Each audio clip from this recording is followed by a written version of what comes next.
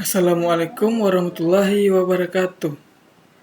Perkenalkan, kembali lagi dengan saya Aditya Pratama dengan NIM 22073003 dengan mata kuliah Pengantar Kewirausahaan dan dosen pengampu Dr. Hanif Al-Qadri MPD. Nah, kembali lagi dengan saya. Di sini saya akan membahas tentang strategi kewirausahaan yang lebih jauh dan mendalam. Nah, di sini pengelolaan usaha mulai dari perencanaan yang satu hal yang tertulis yang harus teman-teman atau saudara pahami, yaitu berisikan misi usaha, usulan operasional, dan termasuk rincian strategi dan peluang-peluang yang mungkin diraih, market-market yang mungkin bisa teman-teman jadikan satu daerah kekuasaan. Nah, kekuasaan ini merupakan bagian-bagian yang harus teman-teman masukkan dalam olahan rencana usaha teman-teman. Itu ketika ingin teman-teman membuat satu usaha atau wilayah terkait dengan bidang usaha tertentu yang ingin teman-teman lakukan atau laksanakan. Nah, di sini fungsi dari perencanaan itu untuk pada akhirnya dijadikan sebagai pedoman untuk mencapai keberhasilan manajemen atau keberhasilan teman-teman sebagai pengambilan kebijakan untuk usaha teman-teman sendiri, yang biasanya berupa ringkasan, eksklusif, berupa maksudnya itu usaha usulan finansial. Jadi di dalamnya adalah usaha yang dibangunnya rencana itu. Nah, yang kedua itu usulan-usulan finansial yang akan teman-teman gunakan dalam proses pelaksanaan itu. Nah, usaha yang dibuat kemudian permintaan dana kepada sumber-sumber pendanaan. Nah, kecuali teman-teman memang bisa menjadi sumber dana tersebut. Dan yang terakhir yang harus ada dalam perencanaan itu adalah untuk mendapatkan cara atau strategi menggunakan dana tersebut dan cara pembayaran kembali dari pinjaman. Itu memang kalau modal usaha yang digunakan adalah berasal dari pinjaman, teman-teman itu bisa di lembaga tertentu dari keluarga bisa itu. Nah, bisa juga dari teman-teman atau sumber terserah. Harus dipikirkan bagaimana cara penggunaannya dan bagaimana sistem dan pola pembayaran kembali dari pinjaman tersebut. Nah, jadi jangan hanya bisa meminjam, sudah harus dari awal sudah disediakan sedemikian rupa bagaimana prosesnya dan bagaimana strateginya, berapa besarnya, berapa lamanya, sehingga pinjaman itu akhirnya bisa dilunasi kembali. Nah, itu barangkali menjadi bagian awal sebelum menentukan strategi yang lain. Dalam kaitannya dengan pengelolaan usaha dan perencanaan, nah, hal ketika teman-teman memang ingin mengusahakan atau merencanakan dan ingin membuat satu usaha sendiri, nah, pada akhirnya menuntut teman-teman untuk lebih banyak berkreasi, berpikir, berimajinasi untuk hal dan menentukan setiap titik atau menjadi sentral dari harapan keinginan sesuai apa yang teman-teman pikirkan.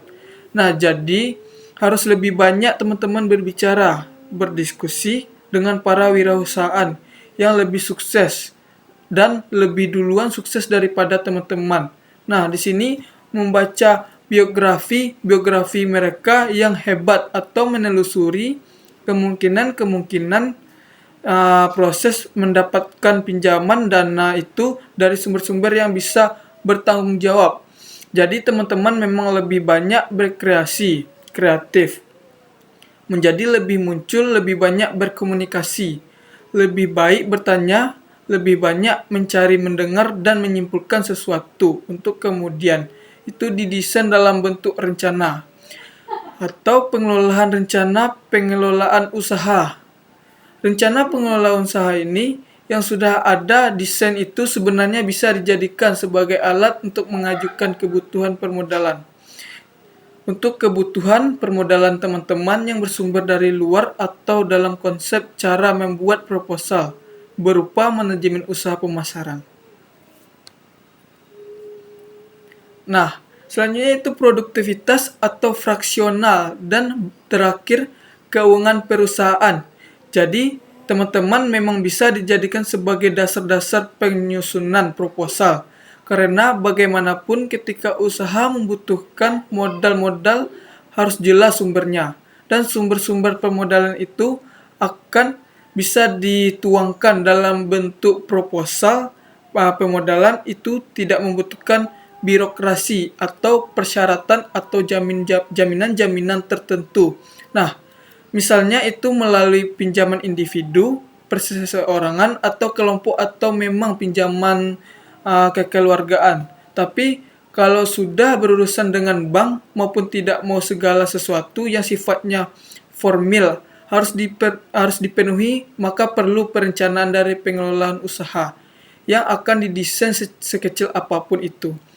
Tapi yang namanya birokrasi dari konteks itu peminjaman dana dan sumber-sumber itu harus teman-teman lewati sesuai dengan prosedur. Dan coba teman-teman lihat yang berikut bagaimana dengan pengelolaan keuangan jadi memang disadari atau tidak meskipun menjadi satu-satunya sumber-sumber pendanaan itu. Nah, ketika membangun satu usaha yang akan atau patahkan ketika teman-teman merasa tidak punya modal, itu teman-teman karena modal itu memang diperlukan, tapi ingat tidak harus dari konsep sendiri. Maksudnya itu ketika kreativitas pemikiran, ketika idenya banyak dan itu bisa dituangkan dalam satu aktivitas yang sebenarnya dalam satu pergerakan. Dalam satu pergerakan usaha yang akan teman-teman buat, itu tuangkan dalam bentuk desain yang terstruktur. Maka sumber-sumber pendanaan sebenarnya bisa dicari. Bahkan teman-teman bisa datang sendiri kalau memang perhitungannya jelas. Kalau memang tujuan teman-teman jelas dan secara bisnis itu memang menguntungkan dan secara market itu memang sangat potensial. Nah, jadi seenggaknya teman-teman bisa mencari problem masalah ketika tidak punya modal. Yang penting bagaimana menuangkan itu dalam rencana pengelolaan usaha yang tepat dan benar. Dan punya market dan pengizinan perjanjian bisnis yang jelas. Sebagai hebatnya sebegitu pentingnya arti modal. Nah, dalam memulai sebuah usaha, bagaimana pengelolaan keuangan yang dimaksud itu sebenarnya pengelolaan keuangan. Nah, artinya itu bagaimana pengusaha sumber dana itu bagaimana menggunakannya dan bagaimana mengendalikan dari dana-dana yang akan dimanfaatkan untuk produktivitas. Atau pelaksanaan usaha yang tadi buat sendiri itu sekali lagi saya ingatkan kepada teman-teman, pengelolaan keuangan pada prinsipnya adalah bagaimana teman-teman bisa mengusahakan sumber-sumber dana. Nah, yang memungkinkan bagaimana pada akhirnya teman-teman bisa memanfaatkan dan menggunakan dana-dana yang didapatkan. Dan bagaimana pula teman-teman bisa mengendalikan. Nah, pada akhirnya bisa mengembalikan proses dari sumber dana yang teman-teman peroleh tadi. Jadi, mulai dari awal sampai akhir, sampai nilai bisnis dalam keuntungan terlihat itu namanya adalah pengelolaan keuangan.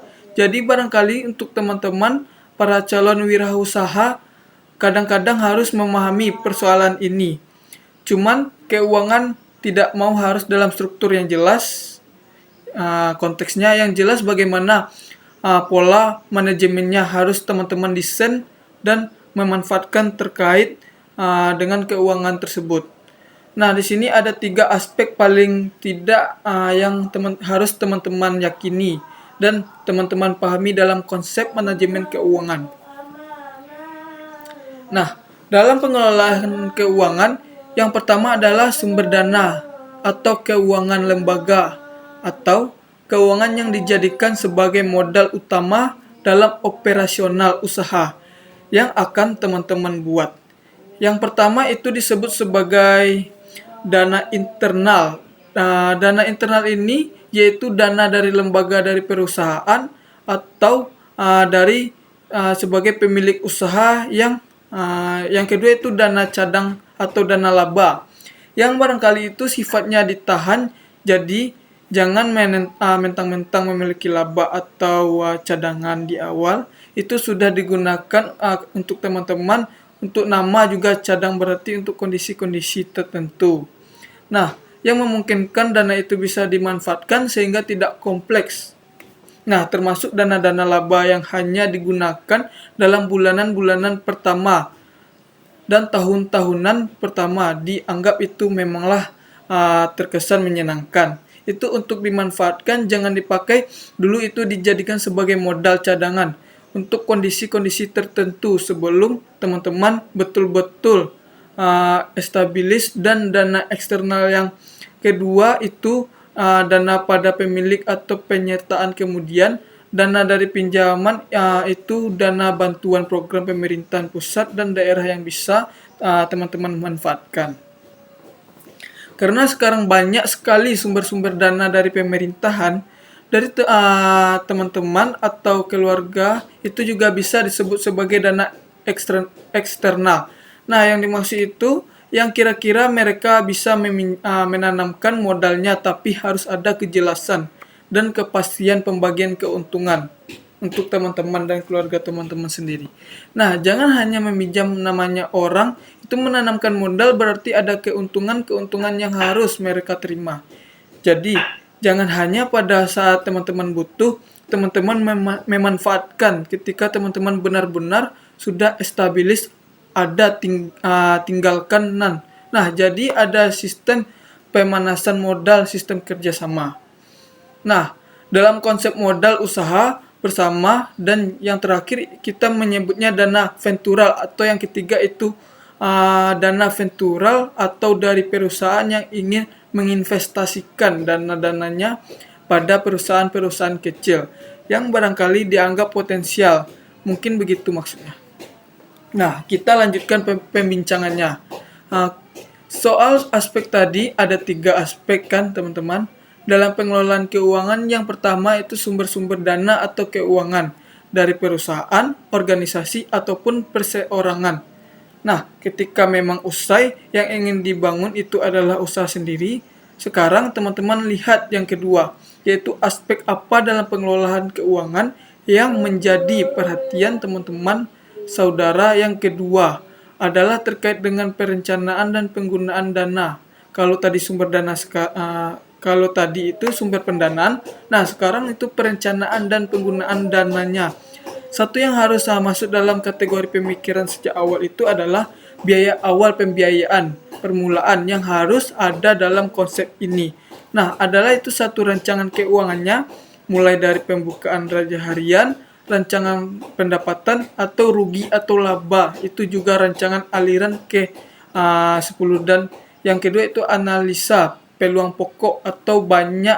Analisa ini penting menjadi pertimbangan teman-teman itu untuk melihat bagaimana kemungkinan yang terjadi akibat proses yang dilakukan dalam masa periode tertentu. Nah, sehingga teman-teman bisa membaca atau mengkalkulasikan kemungkinan laba atau rugi. Nah, barangkali yang bisa teman-teman lakukan atau bisnis atau usaha yang akan dilakukan adalah teman-teman laksanakan itu mulai dari biaya awal yang tidak terduga. Nah, sudah harus didesain biaya administrasinya, apakah itu gaji karyawan, kalau memang teman-teman membutuhkan tenaga profesional itu untuk membantu pekerjaan teman-teman nanti termasuk peralatan kantor, itu juga memasukkan dalam biaya administrasi. Dan berikutnya adalah biasanya bangunan, biaya asuransi, dan lainnya sebagainya. Itu semuanya harus dikalkulasikan sedetail dan sedemikian mungkin yang ada di luar kendali itu, sehingga menjadi masukan atau menjadi sumber yang tadi luar rencana, sehingga ada kelalaian teman-teman yang membuat pengeluarannya menjadi besar. Sementara itu tidak masuk dalam kategori perhitungan, jadi harus dirancang sedemikian rupa. Namanya juga perencanaan kalkulasi. Akan menggunakan dana yang akan dimanfaatkan selama proses pelaksanaan usaha tersebut, yang akan teman-teman lakukan atau laksanakan. Nah, yang ketiga itu adalah pengawasan dan pengendalian dari dana tersebut. Ini perlu teman-teman pahami bagaimana suatu barang dan jasa dihasilkan bisa kemudian teman-teman distribusikan atau teman-teman pasarkan sesuai marketnya. Maka melalui kegiatan pemasaran itulah menjadi bagian yang harus teman-teman kontrol sedemikian rupa. Dan itu merupakan 3 hal dan kunci bagaimana tipe soal pengawasan dari pengendalian dana. Nah, semakin detail dan semakin mengawasi, melakukan kontrol, dan melakukan kendali atas dana-dana yang teman-teman pakai selama proses operasional, itu apalagi di awal-awal menggunakan pelaksanaan. Nah, itu dari bisnis atau usaha yang teman-teman lakukan. Itu memang agak lebih ketat. Tetapi itu sampai setiap kebutuhan, setiap diperlukan pembelian di luar rencana, itu menjadi persoalan dari sebagai banyak orang karena tidak paham akan lebih cuman keuangan yang tidak mengerti soal cash flow, soal kabar. Nah, itu ada juga raba soal perencanaan harian, dan mau tidak mau ini sekaligus masukan dan indikasi buat teman-teman yang ingin punya bisnis yang besar. Meskipun dia dengan tidak ada yang besar itu tanpa yang kecil-kecil. Jadi ketika teman-teman punya mimpi untuk membangun sebuah bisnis yang besar itu, mulailah dari sejak dini, dan memulainya itu pun dengan wawasan dan pengetahuan dari segala sisi. Itu termasuk manajemen keuangannya. Anda sudah teman-teman sudah mulai saatnya membaca atau melihat bagaimana persoalan rencana harian itu. Dari sebuah usaha, bagaimana persoalan itu mendapatkan angka keuntungan dan kerugian. Bagaimana aliran kas teman-teman atau istilahnya cash flow. Itu mengerti soal peluang pokok atau banyak analisis biaya yang tidak terduga, bisa penetrasi semua dalam satu kendali, dan itu masuk dalam kategori yang terakhir. Nah, tadi bagaimana teman-teman mampu mengawasi dan mengendalikan proses penjalanan dana itu selama pelaksanaan bisnis itu dimulai pada apa yang harus teman-teman pertimbangkan, yang Anda pikirkan, yang harus teman-teman pelajari sejak dini ketika ingin memulai sebuah usaha itu. Nah, di sini terkait banyak hal yang khususnya tentang alasan teman-teman membeli produk dan jasa yang teman-teman hasilkan, tentang keinginan dan kebutuhan customer teman-teman, sehingga fokus customer itu bisa terpenuhi. Kemudian wirausahaan, calon-calon wirausaha untuk perbaikan produk dan pemasarannya, dan terakhir bagaimana menciptakan iklim-iklim yang kreativitas, yang inovatif, yang positif, yang mendorong ide-ide kreatif teman-teman muncul. Nah, khususnya untuk anak muda itu teman-teman sendiri, seperti yang hari ini kaya sebagai generasi milenial, kaya dengan kondisi media sosial yang begitu luar biasa. Untuk hari ini itu harus bisa teman-teman manfaatkan sebagai cikal bakal menjadi kewirausahaan yang hendak. Karena setengah kekuatan yang sudah ada di tangan itu Anda balik lagi, dan mudah-mudahan itu bermanfaat untuk teman-teman. Sehingga doa saya dan doa teman-teman, keinginan kita semua itu betul-betul bisa menjadikan cikal bakal, menjadi dasar berpikir untuk membuat teman-teman bisa terampil menjadi calon wirausaha masa depannya. Nah, di sini itulah penjelasan saya tadi.